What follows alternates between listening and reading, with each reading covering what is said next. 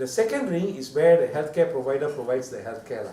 This is where you get the cutting, the poking, and the looking through, and the diagnostic test, the MRI, and all that. This is the most expensive part, and this is where people spend the most money.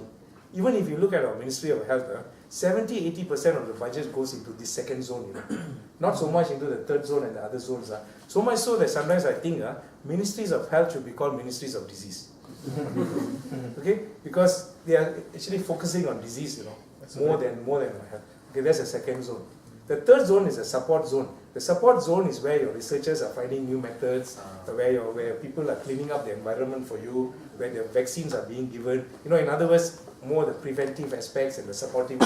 Yes. So this is where the biotech comes in, the research comes in, the vaccine technology, the public health.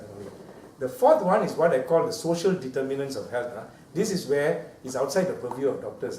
It's in the realm of the leaders, the politicians. This is where you talk about poverty, you talk about illiteracy. These are the two biggest causes of ill health in the world.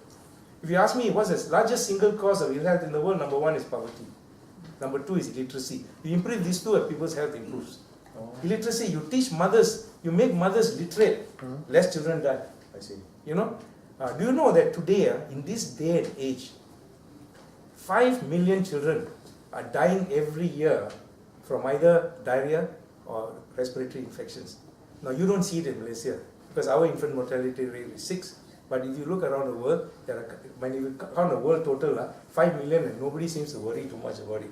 But you know what is 5 million? 5 million is like a jumbo jet load crashing every 30 minutes.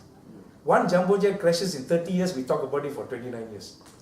Am I right? Yeah. But yet 5 million kids are dying every year, and until I tell you, I don't think you even knew. Yeah. So these are the realities. Yeah.